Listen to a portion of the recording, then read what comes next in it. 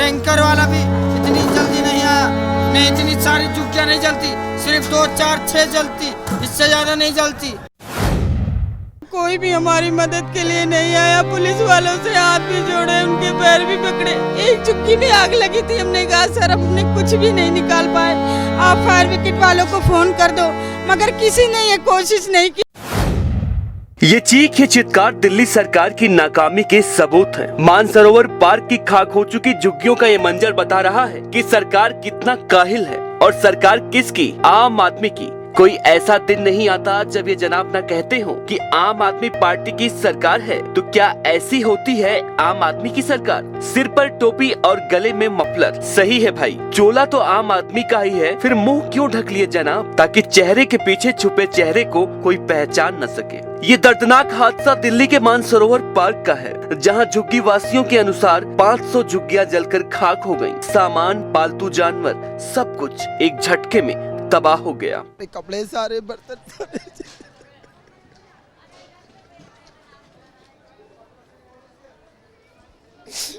कुछ भी नहीं बचा है, सिर्फ ये कपड़े हैं, कागज सब चले गए, कुछ नहीं बचा। छोटी सी दुकान कर रखी थी, सारा सामान चला गया, कुछ भी नहीं बचा। फ्रिज ले रखी थी, वो भी सारी खत्म, कुछ भी नहीं, अब कुछ भी नहीं है। सरकार जब एक गरीब रोता है तो उसके रोने की आवाज भले ही न सुनाई देती हो, मगर जलजले आ जाते हैं, आसमां से आफत की बारिश होती है। कल तक झुग्गियों के जिन पर्दों को हटाकर बच्चे दौड़ लगाते रहते थे, गलियों में किलकारियां गूंजती रहती थी, कहीं माइक तो कहीं चौपाल से लोगों को आवाजें सुनाई पड़ती थी, आज खामोशी ने सबको निगल लिया। फायर ब्रिगेड तो आ ही नहीं रही थी, उधर जा रहे थे सारे, उधर हम यहाँ पे फंसे पड़े, सारा सामान अंदर। बताओ झुग्गी वालों को इतने पागल समझती है क्या सरकार? इतने पागल है, दे क्यों नहीं देती हमें कुछ? यहाँ पे पड़े भाई, हम इतने सालों से पड़ी हूँ मैं यहाँ पे, क्यों नहीं देती कुछ? है? बच्चे हमारे पड़े भाई, वोट मांगने आते हैं तो हाथ जोड़ते हैं आके, जहाँ पे हाथ जोड़ने आते हैं, वोट मांगने जहाँ पे आते हैं, कोई भी नहीं आया यहाँ पे, अभी तक कोई नहीं पहुँचा यहाँ पे, हमारे यहाँ पे। इन आंखों को बरसने से रोका जा सकता था, इनकी तड़प को भी रोका जा सकता था, क्योंकि पहले एक झुग्गी में आग लगी।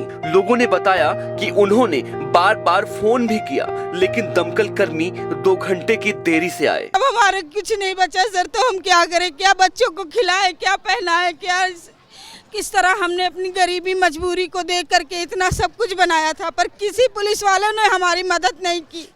हमने कहा भी, हाथ भी जोड़े, सर बुलवा दीजिए, इधर से रास्ता है, इधर से आ जाएगी फायर ब्रिगेड, उस तरफ से आ जाएगी। सर 3 झुग्गियों में आग जब पहुंची हुई है, उसके बाद भी कोई कोशिश नहीं की। 2 घंटे के बाद में फायर ब्रिगेड आई, हमने 11 बजे कॉल किया, पर 2 घंटे के बाद आई फायर ब्रिगेड, जब सब कुछ जल के राख हो चुका था। अब जरा दमकल कर्मियों की सुने। मेट्रो स्टेशन है, यहाँ पे मेट्रो स्टेशन के नीचे काफ़ी झुग्गियाँ थी, करीब 200-250 झुग्गियाँ थी। इसमें आग लगी थी और कहते हैं कि उसमें शॉर्ट सर्किट से आग लगी है। अभी हमारा जॉब कंटिन्यू इसमें चल रहा है, हम लोग कूलिंग कंटिन्यू कर रहे हैं अभी, और करीब हमारी 16 गाड़ियाँ इसमें लगी हुई हैं, और टर्न बाई टर्न आकर के हम इसमें कूलिंग कर रहे हैं। सर कैसे आग लगी थी, क्या पता चला था, और क्या रूट बाधित रहा था? मेट्रो ऊपर थी, क्या था? तो मेट्रो ऊपर थी, और उसमें अभी आधे घंटे के लिए मेट्रो को रोका गया था, और उसके दौरान हमने काफ़ी यहाँ पे कंट्रोल कर लिया है नीचे, और अभी मेट्रो बिल्कुल चालू है इसमें। सर कितने टाइम की कॉल मिली थी, कितनी गाड़ियाँ मौके पे आई थी, कोई कैजुअल्टी वगैरह? 16-5 की इसमें कॉल थी, 13-5 की इसमें कॉल थी, और 13-25 पे हमने इसको हमने अपग्रेड किया हुआ है इसमें, 13-40 पे और फिर 13-40 पे और अपग्रेड किया है इसको, क्योंकि गाड़ी आने में बड़ा नैरो मार्ग था, बड़ी गाड़ी आने में बड़ा प्रॉब्लम हुआ हमें, बड़ी छोटी जगह से हम ला करके इसको गाड़ी यहाँ पे। कितनी गाड़ियाँ आई थी यहाँ पे?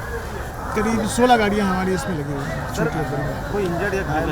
अभी तक ऐसा कोई रिपोर्टेड नहीं हुआ। अभी तक कोई रिपोर्टेड नहीं हुआ, और अभी फिर भी सर्चिंग हमारी जारी है। इस सवाल का जवाब किसी के पास है, आखिर कैसे इतने बड़े पैमाने पर झुग्गियां जलकर खाक हो गईं? आग तो पहले किसी एक ही झुग्गी में लगी होगी, फिर सरकार या प्रशासन की नींद क्यों नहीं खुली? आखिर अब तक किसी पार्टी या सरकार का कोई नुमाइंदा झुग्गी वासियों का हाल जानने क्यों नहीं आया? क्या यह किसी साजिश का नतीजा है?